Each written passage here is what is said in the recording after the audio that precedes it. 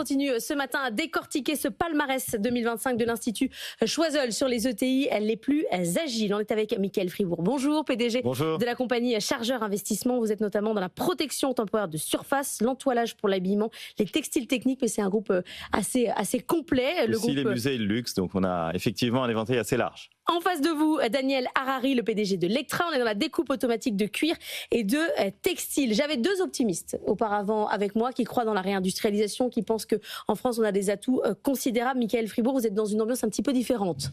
Nous sommes réalistes. D'abord, on trouve fantastique d'établir ce classement des conquérants, qui est l'initiative de Pascal Laureau, qui est une initiative brillante et qui contraste avec finalement une classe politique française qui est assez désolante, avec une ambiance bureaucratique, notamment bruxelloise, qui est très paralysante et qui contraste également avec finalement une ambiance médiatique souvent décroissante. Mais d'abord, nous sommes, sur BFM, c'est important de le souligner, on veut d'abord rendre hommage aux conquérants à l'international. Nous faisons 95% de notre activité hors de France. Et les conquérants à l'international, on y pense souvent assez peu, ce sont les près de 2 millions de Français qui sont établis hors de France, qui nous représentent, qui plantent le drapeau français à l'international, qui sont souvent insuffisamment considérés aussi. Nous, Chargeurs, nous sommes à l'international depuis 1872, donc c'est pas une novation, mais ces conquérants qui finalement font la fierté aussi du développement commercial international. Il faut penser à eux, nous en avons beaucoup au sein de notre maison, et ce sont eux qui font les succès des entreprises comme les nôtres, qui, nous sommes beaucoup engagés dans ce qu'on appelle l'économie émotionnelle, qui est l'économie de l'intelligence émotionnelle, et qui offre un complément à l'intelligence artificielle, notamment tout ce qu'on fait dans les musées, dans les savoir-faire, dans le développement d'un certain nombre d'expertises. Notre métier, c'est de créer des champions mondiaux. On a 4 champions mondiaux dans notre portefeuille, mais je le redis, il est important de penser à ces Français qui sont hors de France, qui se sont levés encore plus tôt que nous pour aller vendre nos produits, nos services à l'international. Daniel Harari, vous êtes un conquérant à l'international aussi. C'est une nécessité d'être présent à l'international pour faire du chiffre d'affaires, parce que là-bas, la demande est quand même plus forte que chez nous. Alors, nous sommes présents à l'international depuis 1981. La société a 50 ans, avec une présence dans plus de 100 pays. Notre premier marché, c'est la Chine. Le deuxième, c'est l'Italie. Le troisième, c'est les États-Unis. Sachant que nos clients américains fabriquent surtout au Mexique aujourd'hui et pas aux États-Unis. Donc quand vous dites votre premier marché, c'est la Chine, vous avez quand même aujourd'hui là-bas des concurrents aujourd'hui qui, dans le luxe notamment, commencent à se structurer. On disait tout à l'heure, la Chine n'est plus le pays de la copie. C'est clair, là-bas désormais, on a des groupes qui concurrencent LVMH. Hein. Alors tout d'abord, nous avons 100% du luxe comme client, avec des présences très fortes dans tout le luxe français, italien, international, même chinois maintenant, puisque ça commence. Nous avons une position de marché dans l'automobile, notre deuxième marché qui est très forte. 2 tiers des intérieurs de voitures et 2 tiers des airbags dans le monde sont fabriqués avec nos technologies. Ah oui.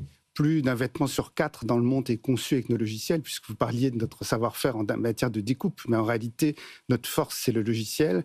Nous faisons de l'intelligence artificielle depuis maintenant plus de 35 ans, avec un niveau technologique très fort, et nous sommes numéro 1 mondial sur tous nos marchés.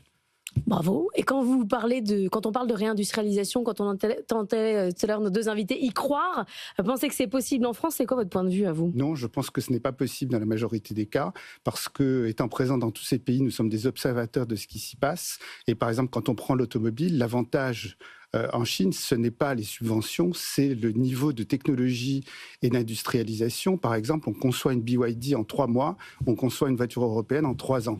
À partir de là, on est complètement dépassé et il faut qu'on rattrape ce retard technologique. Et si on regarde les grandes technologies mondiales, sur les 31 premières technologies, sur 17 d'entre elles, ce sont les Chinois qui sont numéro 1 mondial aujourd'hui. Mais est-ce qu'on peut rattraper un retard technologique où à un moment donné, c'est des pans entiers de l'économie qu'il faut lâcher, peut-être pour se concentrer sur d'autres, mais alors d'abord, il faut l'envie. Trop tard. Alors d'abord, moi je pense qu'il faut l'envie. Je partage tout à fait l'analyse du président de Lectra, qui est un succès fantastique d'ailleurs, donc qui fait la fierté française. Nous pensons, et nous l'avons souvent dit, que Bruxelles et tous ces bureaucrates sont devenus une arme de destruction massive contre l'industrie européenne. C'est là le problème. Oui, le problème est là. Il y a un mépris bruxellois contre l'industrie.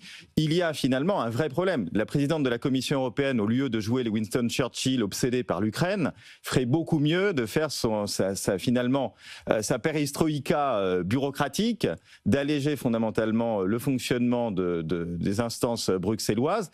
Vous savez, À Bruxelles, il y a quelque chose qui se passe qui est absolument formidable. C'est chaque matin que vous semez un fonctionnaire, il se produit des normes. Et ces normes démotivent les investisseurs. Et nous sommes investisseurs en Europe. Nous avons des sites en France, mais nous avons des succès des sites en France, malgré cet empilement fou bureaucratique qui est, je le redis, une arme de destruction massive contre notre industrie, contre nos emplois européens. Quand on voit aujourd'hui finalement qu'on feint de découvrir qu'il y a une concurrence chinoise, vous l'avez dit, il y a des technologies chinoises qui sont extrêmement puissantes. Nous avons fait des transferts de technologies énormes. On attend désormais la même chose des Chinois. Mais vous croyez qu'ils vont le faire? C'est une plaisanterie, voyons. En tout cas. C'est une naïveté française et il faut faire attention à ce que les europhiles français n'alimentent pas cette naïveté car, je le dis encore, l'Europe est devenue, pour l'économie française, un jeu à somme négative. Daniel Harary, le problème est à Bruxelles ? Alors le problème, il est partout. Il est à Bruxelles, il est en France aussi. Quand on se bat pour avoir un budget qui rattraperait 40 milliards de déficit, on se trompe de combat parce qu'il faudrait rattraper 100 milliards. Les engagements pris à Bruxelles par Ursula von der Leyen vis-à-vis des États-Unis, c'est 1000 milliards en plus des droits de douane. Ces 1000 milliards, il va falloir les sortir. Ils sont nulle part dans les budgets aujourd'hui. Et on est en train d'avoir des discussions qui sont purement démagogiques. Tous les partis politiques n'ont pas de courage en France aujourd'hui. Et évidemment, la bureaucratie européenne est un vrai problème. Les Américains et les Chinois ont un plan économique. Nous avons un plan de normes. On discute d'écologie, c'est très bien. Nous sommes dans les premières entreprises françaises en matière d'écologie, classées dans les 4 premiers pourcents.